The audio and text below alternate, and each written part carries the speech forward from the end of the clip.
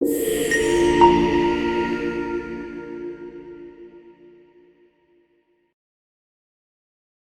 है, so the first thing is about, let's start with object oriented programming. ठीक है, OOPS को क्या बोलते हैं? ऑब्जेक्ट ओरिएंटेड प्रोग्रामिंग बोलते हैं।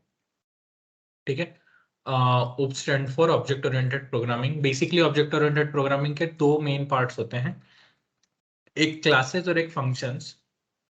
फंक्शंस को हम एक और नाम से क्या बुलाते हैं? मेथड नाम से भी बुलाते हैं।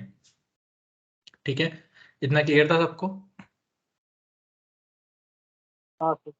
क्लासेस को कैसे डिफाइन करते हैं? क्लास कीवर्ड के थ्रू यूज कर डिफाइन करते हैं। और फंक्शंस को कैसे डिफाइन करते हैं? DEF, डिफाइन से।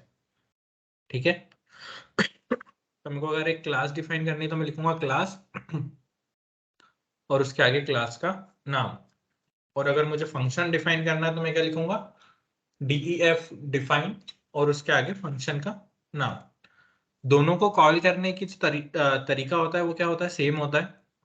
दोनों के लिए हमको एक ऑब्जेक्ट क्रिएट करना पड़ेगा, ठीक है, जो कि उस मेथड को या उस क्लास को कॉल करता है। क्लियर है? हाँ सर। एक फंक्शन के अंदर हम मल्टीपल आर्ग्यूमेंट्स को पास कर सकते हैं। ठीक है, आर्ग्यूमेंट्स वो चीज होती हैं जो कि एज एन इनपुट दी जाती है फंक्शन में।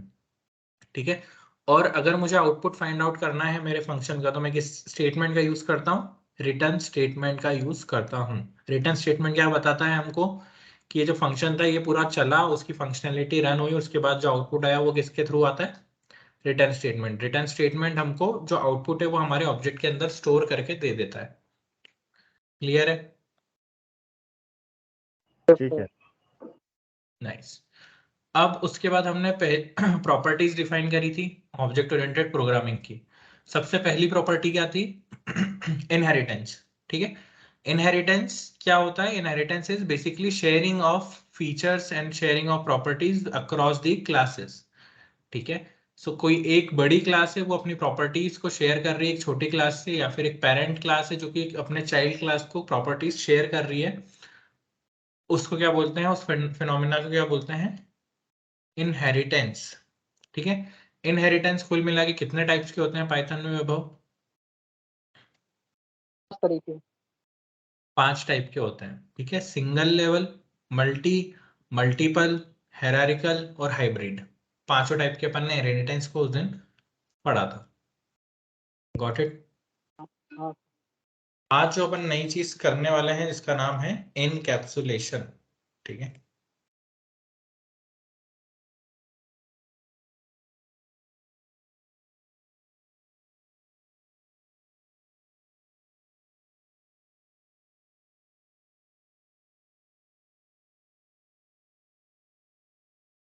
ठीक है, सबसे पहले अपन वापस से लिख लेते हैं ऑल दी प्रॉपर्टीज।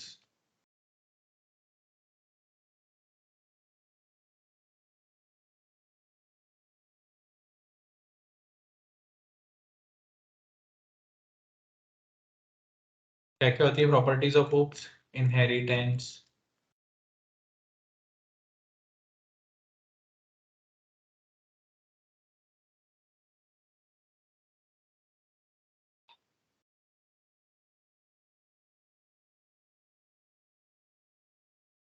ठीक है, ये 4 प्रॉपर्टीज है जो कि अपन पाइथन में पढ़ने वाले हैं।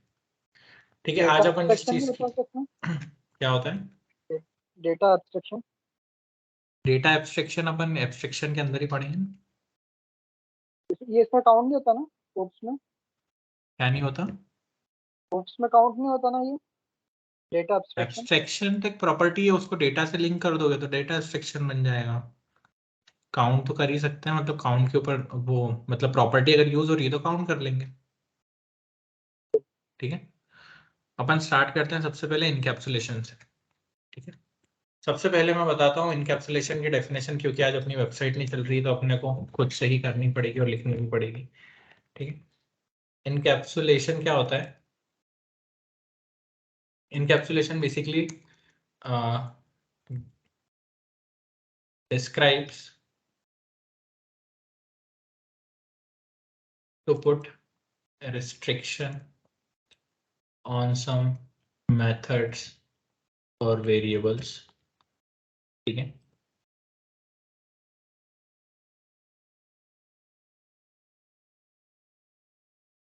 so that while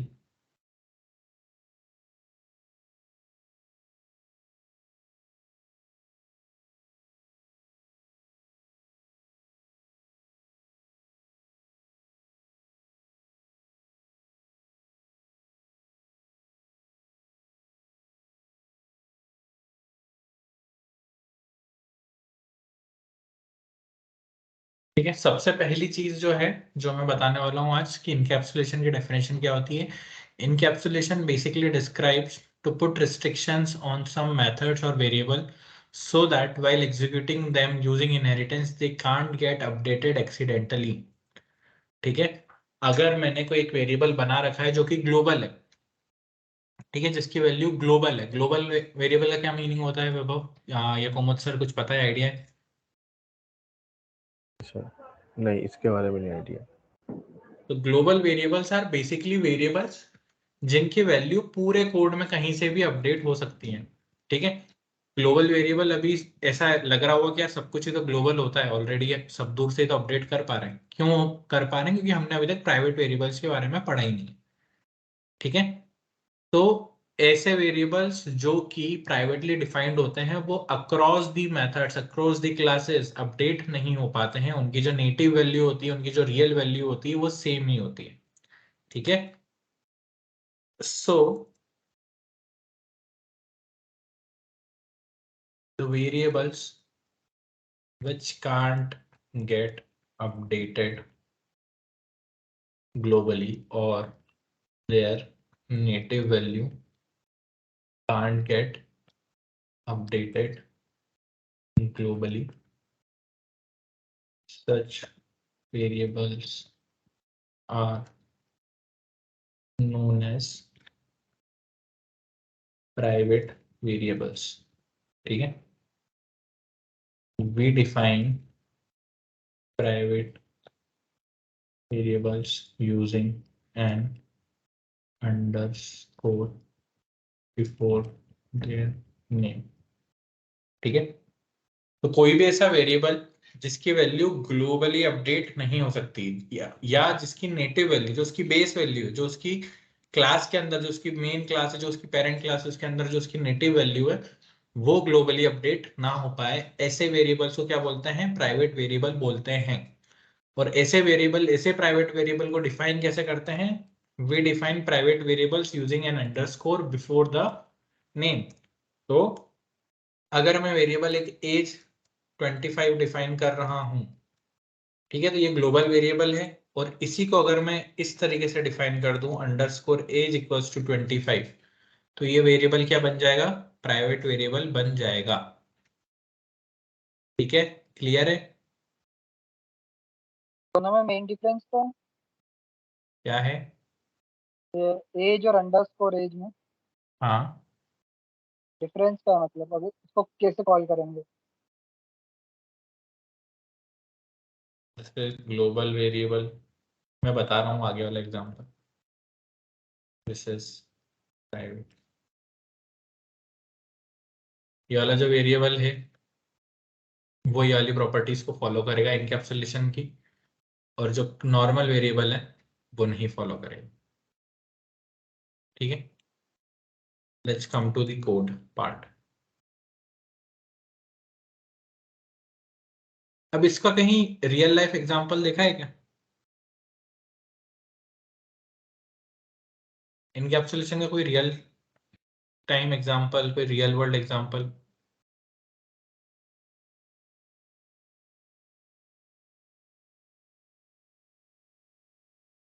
no sir. तो मुझसे ना, नहीं। चलो मैं एक बहुत अच्छे से एग्जांपल देता हूँ। ठीक है, तो आपकी कंपनी है, ठीक है, जैसे कि वैभव टीसीएस में काम करता है ना? सो वैभव, आपके इसमें एक सेल्स टीम होगी, है ना, और एक फाइनेंस टीम होगी। सेल्स टीम और फाइनेंस टीम में क्या डिफरेंस होता है, कुछ सर बताओगे? हाँ, सेल्स टीम जो मार्केट में सेल्स जनरेट करती है, मतलब प्रोडक्ट को सेल्स करने में वर्क करती है। और फाइनेंस टीम जो होती है वो ओवरऑल फाइनेंस, मतलब कि सेल्स से कितना जनरेट हो रहा है रेवेन्यू, कंपनी का कितना खर्चा, मतलब जो फाइनेंस को, पूरा कंपनी के फाइनेंस को ऑब्जर्व करती है, एनालिस करती है कि हमारा ठीक है। खर्चा कितना हो रहा है, एम्प्लॉय पे खर्चा कितना हो रहा है, एडवर्टाइजमेंट में कितना खर्चा हो रहा है, उसके अकॉर्डिंग सेल्स पर्सन जो सेल्स ला रहे हैं, कंपनी का रेवेन्यू जनरेट कर रहे हैं, तो वो कितना परसेंटेज में उसको रिटर्न में ले रहे हैं। तो ओवरऑल वो फाइनेंस पूरा लेजर बनाते हैं पूरा कंप्लीटली। Nice, very nice. और फाइनेंस में बहुत बड़ा सेक्टर होता है, बहुत बड़ा डिपार्टमेंट होता है, तो वो फिर उसमें वर्टिकल्स हो गए। बहुत सारे वर्टिकल्स होते हैं, सही बात है। अपन सिर्फ सेल्स वर्टिकल की बात करते चलते हैं अभी, ठीक है। तो सेल्स सेल्स में सेल्स, सेल्स ठीक है, आप बेसिकली बोलिए। सेल्स वाले जो लोग होते हैं, उन लोगों को फाइनेंस, उनकी जो फाइनेंसेस आए उसकी रिपोर्ट की जरूरत पड़ती होगी। रिपोर्ट की जरूरत पड़ती होगी ना, कि यार मेरे जो क्लाइंट्स थे उन्होंने कितना पेमेंट करा है, ठीक है। हाँ या फिर उनका रिकर्सिव पेमेंट है तो नेक्स्ट पेमेंट कब आने वाला है, बिल्कुल। ठीक है। तो सेल्स टीम भी ऑब्वियसली फाइनेंस के डेटा को तो देखती ही होगी। हाँ, वो जो सेल करते हैं और जो हाँ, प्राइसिंग कोड करते हैं, उसमें कितना मार्केट से आ गया और कितना आना बाकी है, उसकी साइकिल मेंटेन करते हैं। राइट। अब सेल्स टीम क्या करती है? सेल्स टीम सिर्फ फाइनेंस का डेटा देख सकती है, सेल्स टीम फाइनेंस का डेटा अपडेट तो नहीं कर पाती होगी कभी भी। ओनली सिंगल पर्सन, जैसे एक कोई, मैं एम्प्लॉय हूँ, मैं जो सेल्स कर रहा हूँ, बस वो मेरे डेटा को मैं अपडेट कर सकता हूँ और किसी का नहीं कर सकता, बाकी देख सकता हूँ। इन जनरल तो आप वो भी नहीं कर सकते, अपडेट भी नहीं कर सकते, जैसे कि क्योंकि ऑटोमेटेड होता है ना, फाइनेंस भी आजकल ऑटोमेटेड ही होता है। कि किसी ने पेमेंट दिया तो वो ऑलरेडी आ चुका है, उसको आप अपडेट कैसे कर सकते हो, है ना। तो हम्म। इन जनरल मैं ये बताना चाह रहा हूँ कि फाइनेंस का जो डेटा है वो सेल्स के काम का है, ठीक है, लेकिन उस लेवल तक के काम का है जहां तक वो देख पा रहा है उसको, ठीक है। या फिर अपडेट भी कर पा रहा है तो कोई एडमिन है या कोई सीनियर सेल्स एग्जीक्यूटिव है, वही अपडेट कर पा रहा है, ठीक है। या फिर टीम लीड है अगर सेल्स टीम का, तो वही अपडेट कर पा रहा है, ठीक है। यही कंसेप्ट होता है इनकैप्सुलेशन का भी, कि आप आपके वेरिएबल्स को शेयर तो कर रहे हो, उनको यूजेबल तो बना रहे हो अक्रॉस वेरियस क्लासेस, ठीक ठीक है, लेकिन आप उनको अपडेट करने की परमिशन नहीं दे रहे। क्लियर हुआ? जस्ट प्राइवेट वेरिएबल एक्सेसिबल होते हैं across the classes, but they are not updatable. उनको आप अपडेट नहीं कर सकते, उनको आप रीड कर सकते हो। और अगर आप उसको अपडेट भी कर रहे हो तो वो ग्लोबली अपडेट नहीं हो पाएगा, ठीक है। इसका मैं एग्जांपल देता हूँ। तो अब यूजर इसको अपडेट नहीं कर सकते, जैसे कोई क्लाइंट है वो यूज कर रहा है तो उसको प्रॉब्लम आएगी, मतलब साइट वगैरह में तो कुछ। प्रॉब्लम नहीं आएगी, उसको अपन अपडेटेबल नहीं बनाएंगे। अब बहुत सारी चीज होती है ना जो सिक्योर रखनी होती है अपने को। दिखाते तो हैं, अब जैसे तुम्हारा ड्राइविंग लाइसेंस है या तुम्हारा आधार कार्ड है, ठीक है। तो तुम्हारे आधार कार्ड से डिटेल बहुत सारे लोग निकाल सकते हैं, सिम कार्ड वाला भी निकाल सकता है, बैंक वाले भी निकाल सकते हैं, तुम्हारा कोड स्कैन करके निकाल लेते हैं ना वो। लेकिन उसको अपडेट कौन कर पाता है? आधार कार्ड वाले जो मेन तुम यूडीआई यूआईडीआई। नहीं कर वाले। सकते हो ना, तुम्हारा थंबप्रिंट जब तक नहीं लगेगा वहां पे तब तक नहीं हो पाएगा अपडेट, ठीक है। तो सरकार ने राइट किसको दिए हुए हैं अपडेट कराने के? खुद को, पर्सन को। मेरे को पता है मेरी बर्थ डेट गलत डली है तो मैं जाऊंगा वहां पे बैंक में, अपडेट करूंगा विद माय फिंगरप्रिंट या मेरे थंबप्रिंट से, ठीक है। तो ये चीज है देखने का, व्यूअरशिप की इंफॉर्मेशन तो अपन बहुत सारे लोगों को देते हैं, लेकिन अपडेशन, क्रिएशन, ये सब चीजें अपन अपने पास रखते हैं। समझ आए? हाँ सर। Very good. अब देखो मैं कोड बना रहा हूँ, उसको देखते चलना और फिर अपन आगे बढ़ते हैं। ये एग्जांपल मैं गीक्स फॉर गीक्स पे से यूज कर रहा हूँ क्योंकि वेबसाइट आज बंद है, तो सबसे अच्छा एग्जांपल ये दिखा मेरे को। तो आप लोग भी यूज कर सकते हो, मैं लिंक भी दे दूंगा।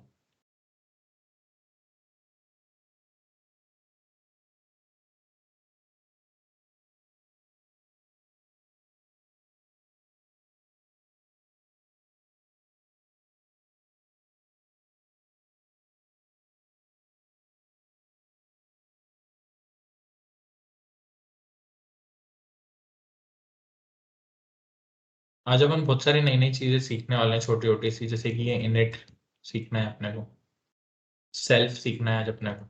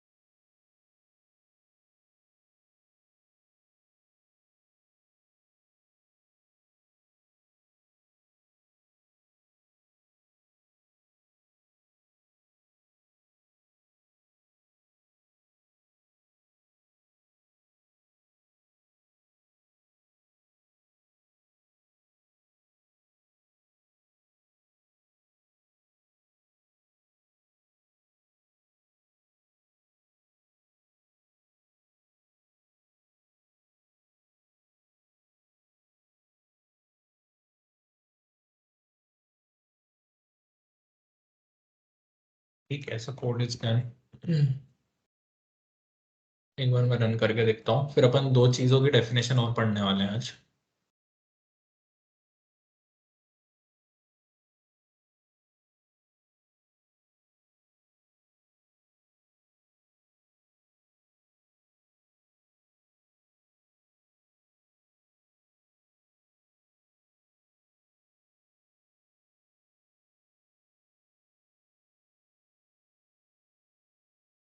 डॉट ए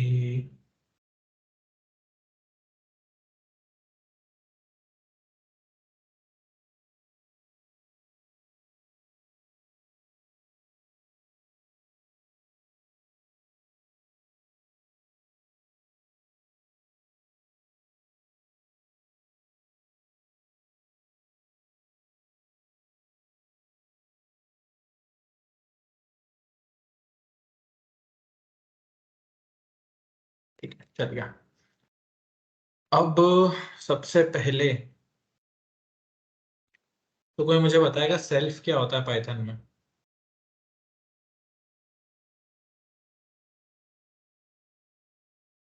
आर्ग्यूमेंट है, क्या है? आर्ग्यूमेंट है ये। आर्ग्यूमेंट है, ठीक है। किस लिए काम आता है?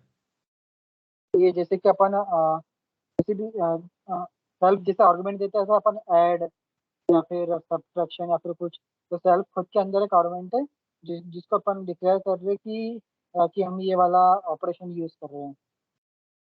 ठीक है,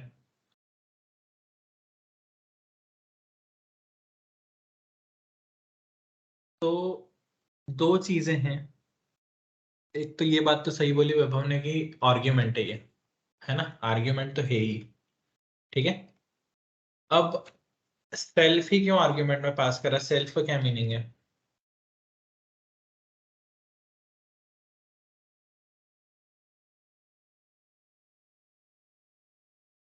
अच्छा चलो एक चीज और बताओ, ये तो छोड़ो, सेल्फ तो सेकेंडरी चीज है। क्लास को कॉल करने के लिए शायद। कंस्ट्रक्टर की डेफिनेशन पता है कि कंस्ट्रक्टर क्या होता है? अंडरस्कोर, जो भी अंडरस्कोर से डिफाइन करके उसको कंस्ट्रक्टर बोलते हैं। जो भी अंडरस्कोर से डिफाइन किया जाता है उसको कंस्ट्रक्टर बोलते हैं। ठीक है, और कोई एग्जांपल इसके अलावा, कोई डेफिनेशन कंस्ट्रक्टर की? कंस्ट्रक्टर की डेफिनेशन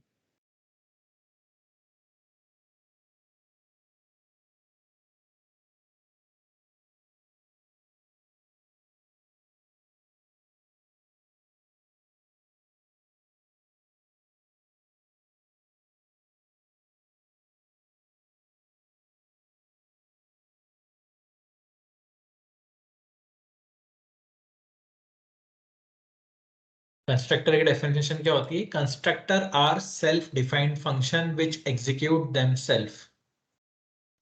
ठीक है, सो अगर हम कोई भी ऐसी क्लास बनाने जा रहे हैं जिसमें हमको कोई मेथड नहीं बनानी है, या फिर हमको कोई सिर्फ इनिशियलाइजेशन करना है जहां पे, ठीक है, कोई भी ऐसी मेथड जहां से चीजें स्टार्ट होनी चाहिए, उसमें कोई फंक्शनैलिटी नहीं है लेकिन जस्ट वो इनिशियलाइज कर रही है, चीजों को स्टार्ट कर रही है, जैसे वॉइड मैन पता है सबको? वॉइड मैन क्या होता था? कॉल करने के लिए होता था वो। पर वो सबसे पहले रन होता था। हाँ, वो चेक करने के लिए होता कि ये अपन ने जो कोड लिखा हुआ है वो मतलब चलेगा कि नहीं चलेगा। वो इसलिए कोड यूज तो होता था, वो बताने के लिए यूज होता था कि मेरा कोड यहाँ से स्टार्ट हो रहा है, यहाँ से रन करना स्टार्ट करो। मेन फंक्शन का जो सबसे मेन काम था वो यही था। ठीक है, क्या वो मेन फंक्शन कंस्ट्रक्टर था? मेन कंस्ट्रक्टर तो नहीं था ऐसा कुछ। फिर क्या होता था?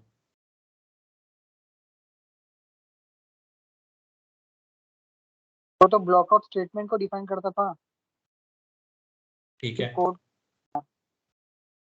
ठीक है, चलो अभी के लिए अपन पाइथन में मान के चलते हैं constructor are the self defined function which execute themselves. ठीक है, विच एग्जीक्यूट देमसेल्फ का क्या मीनिंग है?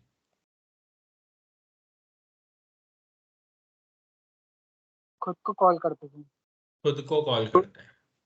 ठीक है, तो इवन हमने जो पढ़ा है अभी तक, वैभव अपन ने इसके पहले वाली क्लास में भी पढ़ा था। मैं क्लास का एग्जांपल भी खोलता हूँ। मुझे कोई भी फंक्शन कॉल करना होता था, जैसे कि कैलकुलेटर के अंदर मेरे को सब्सट्रैक्शन कॉल करना था, सम कॉल करना था, मल्टीप्लिकेशन कॉल करना था, तो मुझे उसको डॉट के आगे लिखना पड़ता था। लिखना पड़ता था कि नहीं लिखना पड़ता था? देखो कैलकुलेटर डॉट सम लिखा था मैंने, हाँ ठीक है, लेकिन यहाँ पे मैंने नहीं लिखा है डिराइव्ड और बेस क्लास के अंदर, दोनों में मैंने नहीं लिखा है किसको, कंस्ट्रक्टर को मैंने डिफाइन या मैंने कॉल नहीं करा है, लेकिन फिर भी क्या कॉल हो रहा है, सबसे पहले कंस्ट्रक्टर ही कॉल हो रहा है। So basically what does this means is constructor are self-defined function which execute themselves. एक और चीज जो इनके बारे में मैं बता सकता हूं, they are the functions which are used to initialize private variables, ठीक है। सो हमको अगर प्राइवेट वेरिएबल्स को इनिशियलाइज करना है हमारी क्लास के अंदर, तो हम किसके अंदर कर सकते हैं, कंस्ट्रक्टर्स के अंदर कर सकते हैं, ठीक है। या फिर और जस्ट इनिशियलाइज वैल्यूज, या सिर्फ जस्ट हमको इनिशियलाइज ही करनी थी, वैल्यू स्टार्ट करना था हमारे कोड को। लिखते थे ना अपन पहले जब स्टार्ट करते थे सी प्लस प्लस में, सब कुछ डिफाइन करते थे, a equals to zero, b equals to zero, एक नल एरे डिफाइन करते थे, करते थे कि नहीं करते थे? हाँ ठीक है, तो उसी टाइप का अगर हमको इनिशियलाइजेशन पाइथन में भी करना है तो हम उसको किस तरह से कर सकते हैं, कंस्ट्रक्टर के अंदर उसको कर सकते हैं, ठीक है। अब कंस्ट्रक्टर्स किनको बोलते हैं, how to define constructors in Python, अब तो बता दो कैसे डिफाइन करेंगे हम कंस्ट्रक्टर को। अंडरस्कोर अंडरस्कोर हाँ, define underscore underscore init self,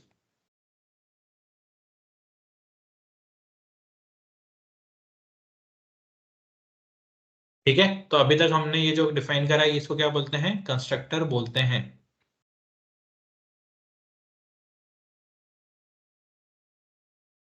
अब आती है बात सेल्फ की, सेल्फ का क्या मीनिंग? सर यहाँ पर सेल्फ डॉट अंडरस्कोर ए लिखना जरूरी है क्या कंस्ट्रक्टर में?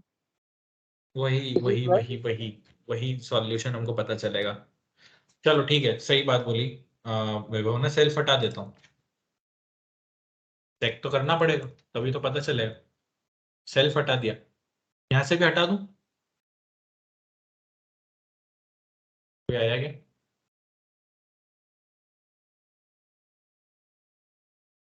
सेल्फ शायद इसके लिए करते हैं कि कुछ ना कुछ आर्गुमेंट तो आपका पास करना पड़ेगा, अगर आप नल लिखोगे तो वहाँ पे एरर आएगा।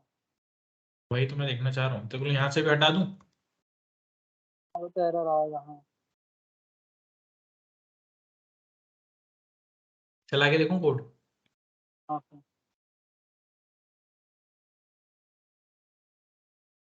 क्या बोल रहा है, local variable underscore a reference before assignment, ऐसा क्यों हुआ? क्योंकि अपन सेल्फ ना वो वेरिएबल में स्टोर हो जाए इसके लिए यूज कर रहे हैं, यहाँ पर सेल्फ नहीं है तो वो इश्यू बता रहा है। तो सेल्फ से क्या फर्क पड़ रहा था?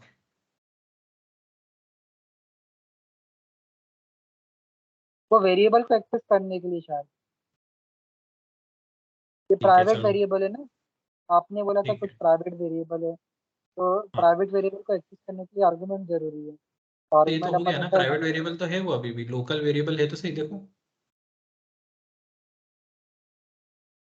हाँ तो उसको एक्सेस करने के लिए अपन ने सेल्फ लिया शायद। राइट, राइट, सबसे सही जो आंसर है वो यही है कि अगर हमको वेरिएबल्स को अक्रॉस द क्लास एक्सेसिबल बनाना है तो हमको उसके आगे क्या लिखना पड़ेगा, सेल्फ लिखना पड़ेगा, ठीक है। तो सेल्फ की डेफिनेशन क्या है ये लिख भी लेना, क्योंकि ये बहुत ज्यादा पूछा जाता है, कंस्ट्रक्टर क्या होते हैं, सेल्फ क्या होता है, ये बहुत ज्यादा पूछा जाता है, ठीक है। तो सेल्फ की डेफिनेशन क्या है, self represents the instance of the class by using the self we can access the attributes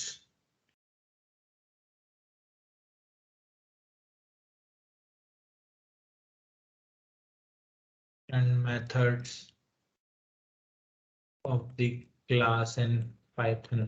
तो हमको अगर हमारे मेथड्स एट्रीब्यूट्स को एक्सेसिबल बनाना है तो हमको क्या यूज करना पड़ेगा? सेल्फ का यूज करना पड़ेगा।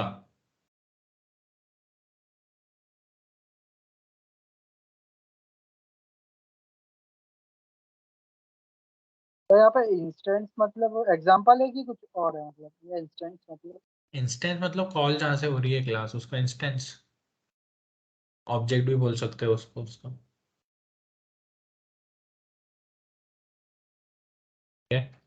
कुमुद सर क्या है सेल्फ?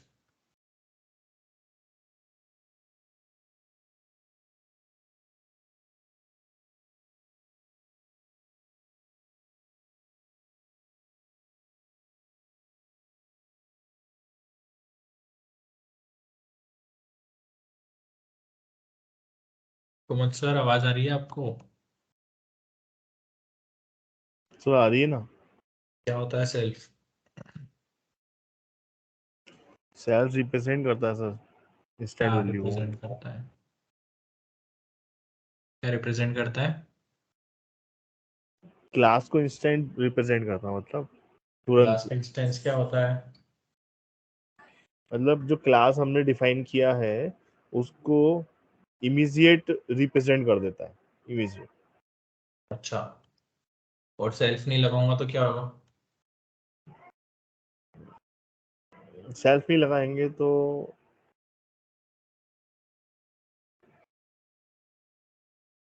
नहीं समझ में आया। तो सेल्फ की जगह अपन कुछ और भी लगा सकते हैं ना, क्योंकि सेल्फ ना यहाँ पे कीवर्ड है, Access ना फिर activity method of the class। Argument, मतलब ऐसा नहीं, आर्ग्यूमेंट भी नहीं है, कीवर्ड, कीवर्ड है, सेल्फ कीवर्ड है। कीवर्ड है। हाँ, सेल्फ का एक मीनिंग है, ठीक है। सेल्फ अपन ऐसे यूज नहीं कर रहे। इसके अलावा जो नॉर्मली यूज होता था ना, वो एट द रेट यूज होता था बाकी लैंग्वेजेस में। तो अपन सेल्फ की जगह पे क्या क्या यूज कर सकते हैं इसके अलावा, मतलब कुछ और नहीं, यूज कर अभी सकते पाइथन में नहीं कर सकते, पाइथन में सेल्फ ही होता है। हैं? बाकी लैंग्वेजेस में एट द रेट यूज करते थे।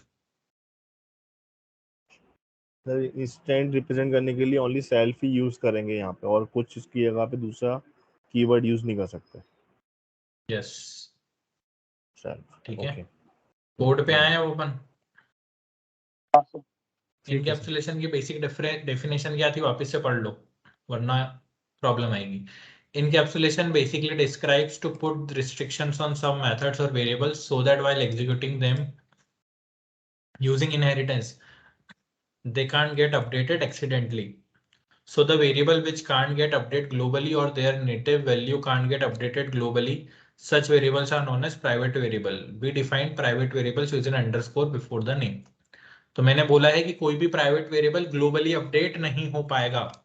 क्या नहीं हो पाएगा? ग्लोबली अपडेट नहीं हो पाएगा, ठीक है। ग्लोबली सेल्फ डॉट अंडरस्कोर ए की वैल्यू क्या है? 2 है। क्या है? 2 है। ध्यान रखना इस चीज को। डेराइव्ड के अंदर बेस लिखा है, मतलब ये कौन से लेवल का इनहेरिटेंस है Vaibhav? Single, multi single level. Multi single, single हुआ ना, एक पेरेंट इसके एक अंदर child. Child single level inheritance है ये। कौन सा है? Single level, single. ठीक है। दोनों के अंदर कंस्ट्रक्टर बने हुए हैं, इसके अंदर भी इसके अंदर भी, ठीक है। यहाँ पे सामने वाले ने क्या करा? बेस डॉट इनिट कॉल करा, मतलब बेस के अंदर कौन सा मेथड कॉल करा? कंस्ट्रक्टर को कॉल कर लिया, इनिट मेथड को कॉल कर लिया, ठीक है। उसके बाद क्या करा? Print calling protected member of base class. क्या कर रहा है? Protected member of base class को प्रिंट करा रहा है। यहाँ पे क्या वैल्यू आनी चाहिए? यहाँ पे एक ही, 2। अब एक ही वैल्यू को अपडेट कर दिया उसने भाई ने, 3 कर दिया, तो अब यहाँ पे प्रिंट होना चाहिए, 3 होना चाहिए। ऐसा क्यों? ये तो प्राइवेट वेरिएबल है, ये अपडेट थोड़ी ना हो सकता। तो सेल्फ यूज करा ना अपन ने। सेल्फ का यूज करा, फिर भी तो प्राइवेट ही रहा ना वो। अंडरस्कोर तो लगा है, वो तो एक्सेसिबल बनाया। यहाँ पे जो वर्ड मैंने ग्लोबली बोला था उसका मीनिंग आएगा। 3 सही बोला तुमने, 3 होगा, वो 3 होगा, लेकिन ग्लोबली फिर भी उसकी वैल्यू क्या रहेगी अभी भी? 2 ही रहेगी। अब देखो यहाँ पे वापस से बनाते हैं, फिर क्या अब कर मुझे रहे हैं क्वेश्चन एक्स। है, हाँ लॉजिक क्या रहेगा कि अगर अपन ने यहाँ पे अपडेट करा दे तो मतलब वो जो लाइन अपन बोले थे कि ग्लोबली जो वेरिएबल होता है उसको अपडेट नहीं करा सकते, तो जहाँ पे ये वाला स्टेटमेंट तो उसको क्रॉस कर रहा है फिर। नहीं, इसका स्टेटमेंट क्रॉस नहीं कर रहा है, क्योंकि ये इसको इस पर्टिकुलर क्लास के अंदर ही अपडेट कर रहा है। जैसे ही ये क्लास वापस से दूसरी क्लास पे जाएगी, मतलब इसकी क्लास के बाहर अपन आएंगे, तो वापस से ए की वैल्यू 2 ही हो जाएगी ऑटोमेटिकली। अगर अगर हेरारिकल इनहेरिटेंस यहाँ पर यूज करते हैं अपन मान लो, तो फिर ये टू अपडेट नहीं होगा। अपडेट नहीं होगा, वही मैं बोल रहा हूँ, ग्लोबल स्टेट उसका अपडेट नहीं होगा, मतलब लोकली वो अपडेट हो जाएगी। क्लास के अंदर अपन डिफाइन कर रहे हैं इसके कारण नहीं हो रहा है। क्या नहीं होगा डिफाइन? चाइल्ड क्लास के अंदर अपन डिफाइन कर रहे हैं इसके कारण ही वो अपडेट हो रहा है, अगर इसके हाँ, बाहर बाहर जाएंगे तो नहीं होगा। बाहर करेंगे तो वापस से आ जाएगा वो उस स्टेट में, देखते हैं ना, देखो वही तो हो रहा है। सबसे पहले क्या करा, एक ऑब्जेक्ट 1 बनाया जिसमें क्या डाला हुआ है, डिराइव्ड।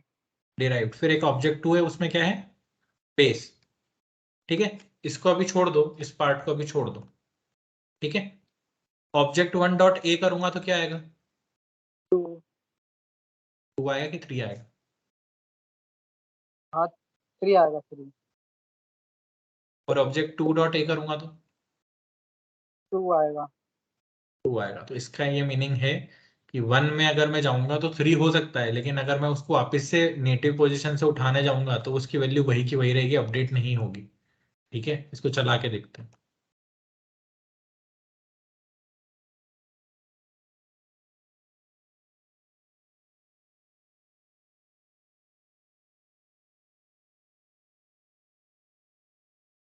मैंने कुछ छेड़खानी करी क्या? Accessing protected member of object 2 तक चला।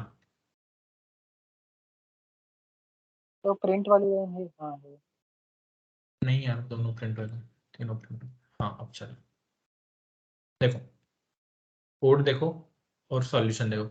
सबसे पहले डिराइव्ड कॉल हो रहा है, ठीक है, ये वाली लाइन प्रिंट हुई सबसे पहले। यहाँ पे ए की वैल्यू अपडेट नहीं हुई थी तो क्या आया आउटपुट में, 2। तो फिर इस वाली लाइन पे आओ और ये आउटपुट देखो, मॉडिफाई हुआ ए की वैल्यू,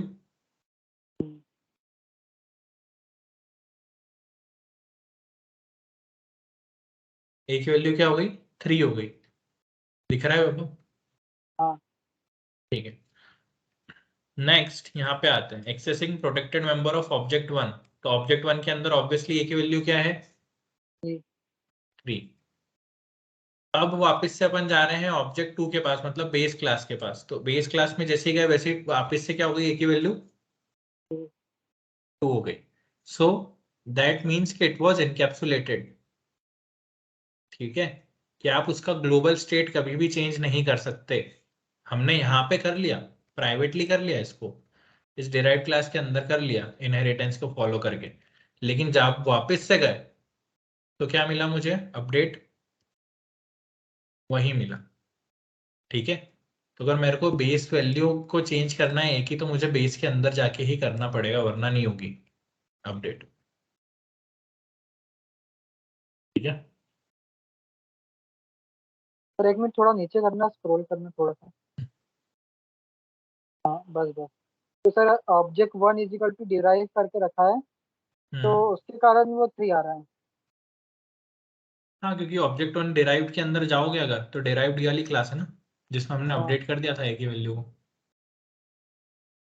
तो सर अभी आपने बोला था कि जो डिराइव क्लास के बाहर कुछ भी अपडेट करने की कोशिश करेंगे तो अपडेट नहीं होगा, तो ये ब्लॉक ऑफ स्टेटमेंट से अपन बाहर हो गए क्योंकि अपन ने प्रिंट कर दिया है वो।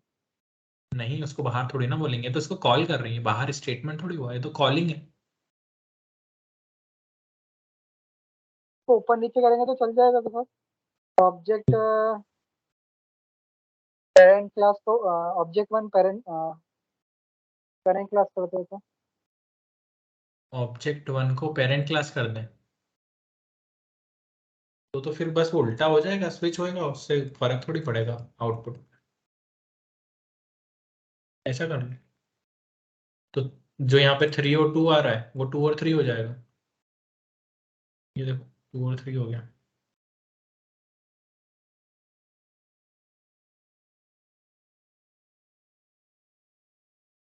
तो सर यहाँ पे अपडेट क्यों हुआ फिर?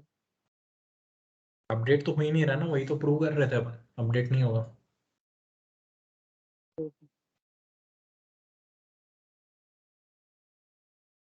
ठीक है, तो मेन जो पूरा काम है वो ये है कि याद रखने वाली चीज कि इनकैप्सुलेशन अगर हम लगा रहे हैं, कोई प्राइवेट वेरिएबल डिफाइन कर रहे हैं, तो वो सिर्फ अंदर ही अपडेट होगा। मतलब सिर्फ बेस क्लास जो है अगर वहां से अपडेट करना चाहेंगे तो ये ग्लोबली अपडेट होगा, वरना वो किसी इनहेरिटेंस के थ्रू अपडेट कर भी लोगे तो वो सिर्फ उस क्लास के अंदर ही अपडेटेबल रहेगा। वापस से बेस क्लास में ग्लोबल में जाओगे तो वही की वही वैल्यू मिलने वाली है अपने को। ठीक है, तो ये लिख लो एक बार सब लोग अपने अपने पीसी में।